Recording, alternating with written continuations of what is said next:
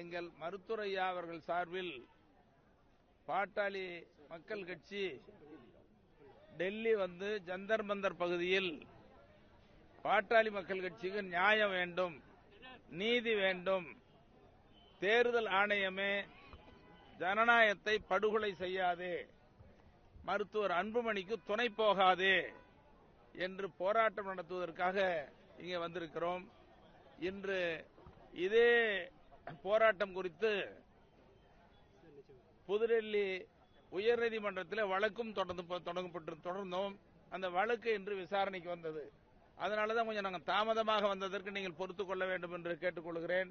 அந்த வழக்கில் டெல்லி உயர்நீதிமன்றம் என்ன சொல்லி இருக்குதுன்னு சொன்னா, மருத்துவர் அன்புமணி தலைவர் என்று சொல்லி போலியான ஆவணத்தை கொடுத்தது செல்லாது, ரத்து செய்யப்படுகிறது என்ற வெற்றியை மருத்துவர் ஐயா அவர்களுக்கு பாட்டாளி மக்கள் கட்சிக்கு கிடைத்திருக்கிறது. மிகப்பெரிய வெற்றி.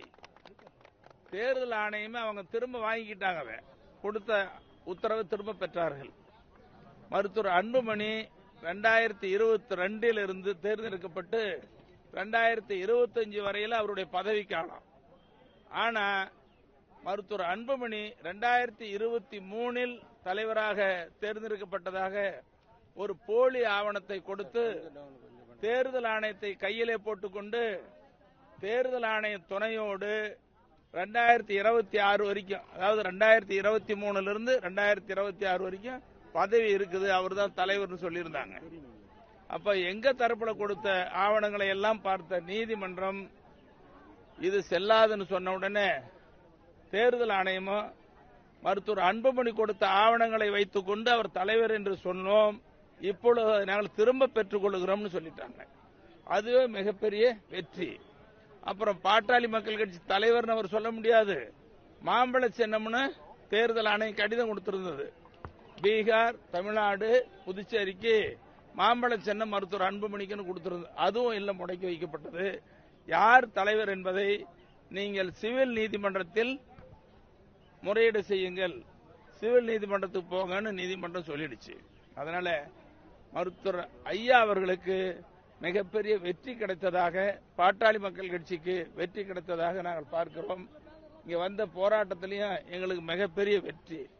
இதுல தேர்தல் ஆணையத்தை நாங்கள் அன்போடு கேட்டுக்கொள்வது, தேர்தல் ஆணையமே இந்திய நாடு மிகப்பெரிய ஜனநாயக நாடு. இந்த ஜனநாயக நாட்டின் தேர்தல் தான் ஜனநாயகத்தை நிர்ணயிக்கிறது. அப்படி தேர்தலை நடத்தக்கூடிய தேர்தல் ஆணையம் ஒருதலை பட்சமா நடக்கக்கூடாது. இங்க ஓட்டு திருட்டுன்னு சொன்னாங்க, இப்ப தேர்தல் ஆணையம் கட்சி திருட்டும் பண்ணுது. மருத்துவர் ஐயா கிட்ட இருந்த கட்சியை திருடி மருத்துவர் அன்புமணிக்கு கொடுத்ததாக கடிதம் கொடுக்கிறாங்க. இது எவ்வளவு பெரிய மோசடி. மருத்துவர் ஐயா 46 ஆண்டு காலம் உழைத்து வளர்த்த கட்சி, மருத்துவர் அன்புமணி அவர்களையும் மற்றவர்களை எல்லாம் மத்திய அமைச்சராக்கிய கட்சி, நாடாளுமன்ற உறுப்பினர், சட்டமன்ற உறுப்பினர், உள்ளாட்சி ஏராளமான பதவிகளை மருத்துவர் ஐயா உருவாக்கி கொடுத்தாரு. தமிழ்நாட்டில் 46 வருஷம் பாடுபடுறாரு. 96,000 கிராமங்களுக்கு மேடு பள்ளங்கள் காடு மலைகள்லாம் நடந்து போய், அப்பெல்லாம் சாலை வசதி இல்ல, மின்சார வசதி இல்ல, வயல் வரப்புல நடந்து போனாரு. ராந்தல வச்சுக்கிட்டு கிராம கூட்டங்கள்ல பேசுறாரு. இப்படி எல்லாம் கட்சியை வளர்த்தவர். அவருக்கு உரிமை இல்லைன்னு சொன்னா எவ்வளவு வேதனையா இருக்கும். அந்த வேதனை இப்பொழுது நிரூபிக்கப்பட்டிருக்கிறது.